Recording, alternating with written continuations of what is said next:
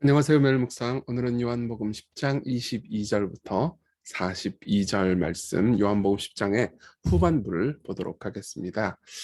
어, 예.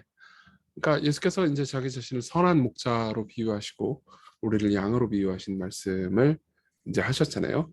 그리고 나서 이제 지나고 나서 예루살렘의 수전절이 이릅니다. 수전절이 이제 뭔지 좀 설명해 드릴게요.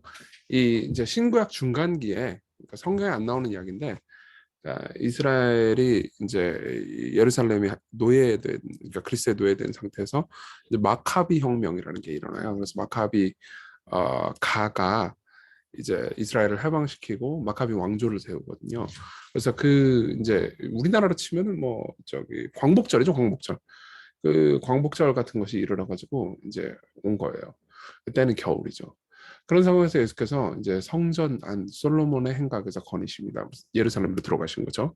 그러니까 유대인들이 들어옵니다. 그러면서 당신은 언제까지나 우리 마음을 의욕해 하려 하나이까? 그리스도면 밝히 말씀하소서, 이렇게 이야기를 합니다. 그러니까 무슨 상황이냐면 보세요. 이제 유대인들 입장에서는 이 이제 광복절을 지키려고 하는데 광복절에 로마에 속국이 되는 거예요. 그러니까 예를 들면 우리나라가 지금 8.15 광복절 되면 그냥 여러분들 어떤 심정인지 모르겠는데 광복됐구나, 뭐 우리나라는 주권 국가지 이렇게 생각하면서 별 생각 없잖아요.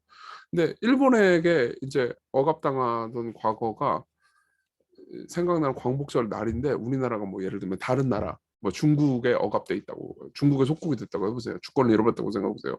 그럼 얼마나 화가 나겠어요. 이 광복절, 일본으로부터 해방됐던 날을 기억하면서 오히려 지금 중국으로부터 어떻게 벗어날 수 있을까? 이걸 해결해 줄 지도자는 존재하지 않는 것인가? 이런 생각이 안 들지 않을 거 아니에요. 그러니까 이제 예수님한테 이분이 진짜 메시아라면 좀 빨리 좀 어떻게 좀 해라. 로마의 정권에서 우리를 좀 회복시켜라, 이렇게 얘기를 하는 거죠. 그러니까 예수께서 뭐라고 말씀하시냐면, 내가 너에게 말하였을 때 믿지 아니하는도다. 내가 내 아버지의 이름으로 행하는 일들이 나를 증거하는 것이거늘 너희가 내 양이 아님으로 믿지 아니하는도다, 이렇게 이야기를 합니다. 무슨 말이냐면 내가 그동안 메시아라는 거 여러 번 말했다. 그래서 예수께서 뭐 자기 자신이 하나님이라고 말씀하신 적도 많아요. 그리고 뭐 나는 뭐 그러면서 나는 뭐 생명의 빵이다, 이렇게 말씀하신 적도 있고, 이 모든 게 전부 다 메시아라는 걸 말했다는 거거든요. 근데 이제 이들이 생각했던 광복은 세속적 광복이었어요. 세속적인 해방이었는데 예수님이 생각하신 그 해방은 이제 죄와 사망에서의 해방이었죠. 그러니까 이 사람들은 예수님을 기본적으로 믿을 생각이 없어요. 그러니까 자신이 원하는 독립을 성취할 도구로서의 예수님만 원했던 거죠. 그러니까 너희들이 나를 이용하려고만 하는, 그러니까 사실 이용하려고 하는 거죠. 예배하고 섬기려고 하는 게 아니고, 그러면은 너희들은 내 양이 아니다. 너희들은 나를 믿을 수 없다, 이렇게 얘기하는 거죠. 그래서 내 양은 내 음성을 들으며 나는 그들을 알며 그들은 나를 따르느니라. 내가 그들에게 영생을 주노니 영원히 멸망치 않을 것이고 또 그들을 내 손에서 빼앗을 자가 없느니라. 그들을 주신 내 아버지는 만물보다 크시며 아무도 아버지 손에서 빼앗을 수 없느니라, 이렇게 말씀하세요. 무슨 말이냐면 진짜 믿음이 있다면은 단순히, 그러니까 저 존재를 이용해야겠다, 마치 정치인처럼 이용해야겠다, 그러면서 이제 필요한 뭐 자금을 지원해주고 필요한 뭔가 봉사를 해주고 그다음 빠지는 게 아니고, 그 진짜 메시아와 이 저기 백성들의 관계는 서로를 전적으로 신뢰하고 의지하는 관계라는 거죠. 근데 진짜 믿음이 있는 사람들이라면 이 예수님을 의지할 겁니다. 음성을 듣고 그리고 예수님을 따를 거예요. 그렇지만 그들은 예수님을 따를 생각은 없었어요. 오히려 이용할 생각만 있었죠. 그러니까는 그러면서 나와 아버지는 하나이라, 이렇게 얘기합니다. 그러니까 그분의 신성을 또 한 번 말씀하세요. 그러니까 유대인들이 아니 로마 정권에서 해방시켜 달라는 얘기를 하는데 또 자기가 신이라는 얘기만 하는 거예요. 자기를 믿으면 된대. 그러니까 이제 어떻게 하냐, 또 화가 납니다. 그래서 신성 모독으로 돌로 쳐 죽이려고 해요. 그러니까 예수께서 뭐라고 말씀하시냐면, 내가 아버지로 말미암아 여러 가지 선한 일을 너에게 보였거늘 그중 어떤 일로 나를 돌로 치려 하느냐. 실제로 기적들을 많이 일으켰고 병든 자들 고치고 죽은 뭐 온갖 종류의 고통을 그걸 했어요. 근데 왜 그 중에 어떤 걸로 나를 쳐 죽이려고 그러느냐? 그러니까 유대인들이 대답하되 선한 이로 말미암아 우리가 너를 돌로 치려는 것이 아니고 신성모독으로 인하면 네가 사람이 되어 자칭 하나님이라 함이로라. 그렇죠? 예수께서 그렇게 말씀하셨어요. 예수께서 뭐라고 그러냐면 너희 율법에 기록된 바 내가 너희를 신이라 하노라 하지 아니하였냐. 이게 이제 시편 82편에 나오는 말씀이거든요. 근데 이제 거기 보면 재판장들 있죠. 재판장들. 그 판사들, 당시 이스라엘의 판사들이 판결을 했는데 그 판결을 하는 걸 보면서 신이라고 얘기해요. 그러니까 신적 권위 아래에서 판결을 한다는 거죠. 그러니까 에스겔서는 이렇게 얘기하시는 거예요. 시편에 보면은 심지어 니네들 중에 판사들을 신이라고도 말하지 않았냐. 성경은 패하지 못한다. 그래서 하나님의 말씀을 가지고 사람들을 판단하는 사람을 신이라고 했거늘 하물며 36절 아버지께서 거룩하게 하사 세상에 보내신 자가 예수님 자신을 가리키는 거죠. 하나님의 나는 하나님의 아들이라 하는 것으로 너희가 어찌 신성모독이라 하느냐. 만일 내가 내 아버지의 일을 행하지 아니하거든 나를 믿지 말거니와 내가 행하거든 나를 믿지 아니할지라도 그 일은 믿으라. 그럼 너희가 아버지께서 내 안에 계시고 내가 아버지 안에 있음을 깨달아 알리로다. 그러니까는 어떻게 하느냐 예수께서 다시 그들이 예수를 잡고자 해서 죽이려고 했던 거죠. 그러니까 이게 참 보면 슬픈 게 예수께서 이렇게 얘기하시는 거죠. 나는 너희들이 생각했던 것보다 훨씬 더 큰 존재다. 너희들은 나를 이용해가지고 그냥 독립만 추구하려고 하지만 나는 진짜로 너희들의 삶 전체, 너희들의 죄에 묶인 노예 생활 전체를 해방하러 온 사람이다. 그리고 하나님의 아들이다. 이렇게 이야기를 하는데 그들은 거의 끝까지 이해를 못합니다. 그죠? 그러면서 죽이려고 하죠. 그러면서 다시 요단강 저편 요한이 처음으로 세례 베풀던 곳으로 가서 거기를 거하시는데 거기에서는 또 사람들이 믿어요. 더 많은 사람들이 왔다고 말하되 요한은 아무 표적도 행하지 아니했으나 요한이 이 사람을 가리켜 말한 것은 다 참이라라고 사람들이 얘기하면서 많은 사람들이 예수님을 믿죠. 실제로 기적을 못 본 사람들은 예수님을 믿는데 기적을 많이 본 이 예루살렘의 유대인들은 예수님을 믿지 않았던 거죠. 자, 여기서 우리가 적용을 좀 생각을 해봅시다. 믿는다는 게 뭘 의미하는가? 여러 번 우리가 믿는다는 것이 뭘 의미하는지를 요한복음을 통해서 보고 있거든요. 그중에 한 부분이 이런 겁니다. 참된 믿음은 필요한 부분에서 그분을 받아들이고 순종하는 것이 아니고 그분께 나 자신을 맡겨드리는 거예요. 굳이 비유하자면 이런 거예요. 여러분들이 카운셀러를 만납니다. 상담사를 만나요. 그러면서 카운셀러가 조언해주는 여러 가지 것들이 있죠. 그중에 어떤 것들을 여러분들이 따를 겁니다. 근데 그중에 어떤 것들은 뭐 내가 생각할 때 아닌 것 같아. 그러고 안 따르겠죠. 우리는 정말 많은 경우 예수님을 그런 존재로 생각합니다. 내 삶에 필요한 조언, 내 삶에 필요한 도움들을 주는 존재. 카운셀러, 키다리 아저씨. 그 정도로 생각한단 말이에요. 근데 예수께서는 이렇게 말씀하시는 거예요. 나는 너희들을 맡으러 왔다. 너희들은 내 양이 되어야 한다. 나는 너희들을 목자로 왔다. 보세요. 그러니까 마치 이거는 수술 때에 환자가 의사에게 자신의 몸을 맡기는 것과 똑같습니다. 여러분 생각해 보세요. 여러분들이 수술대에 있다고 봅시다. 그죠? 여러분들이 카운셀러를 만났을 때 카운셀러가 이런저런 말을 할 때 여러분들이 신뢰하기도 하고 그렇지 않기도 하고 따르기도 하고 따르지 않기도 합니다. 심지어 의사를 외래에서 그냥 일반 진료에서 만났을 때도 약을 주잖아요. 그럼 약을 뭐 게으르지 않고 게으르면은 먹지 않기도 하고 그래요. 근데 수술 때면 어떻게 하죠? 수술 때면 물론 여러분들이 마취당하긴 하지만 그냥 맡겨버립니다.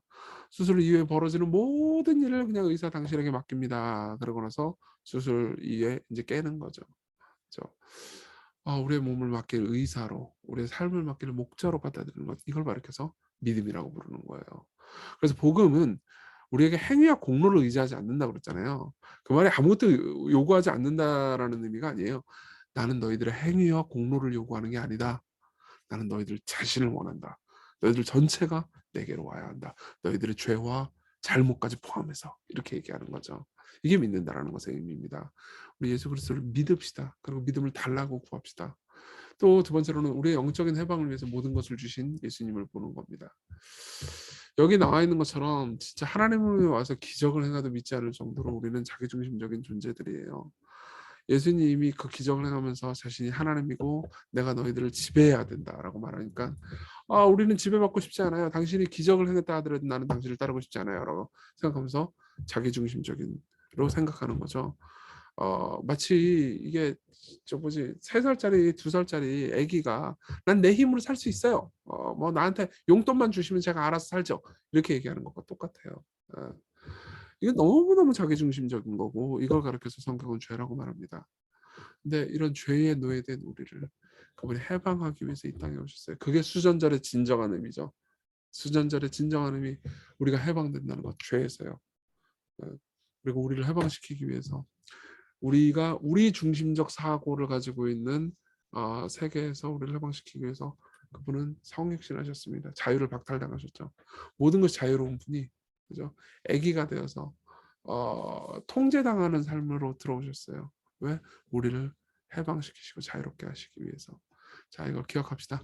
우리 같이 기도합시다. 그렇게 진정한 믿음을 달라고 또 우리의 일부가 아니고 전부를 당신께 우리가 양으로서 목자이신 당신께 맡기게 해주세요. 믿음을 주세요. 그리고 마음이 좋을 때만 순종하고 이해되지 않을 때 순종하지 않았는데 제 어리석음과 연약함을 인정하고 당신께 우리 자신을 맡기게 해주세요. 같이 기도합시다.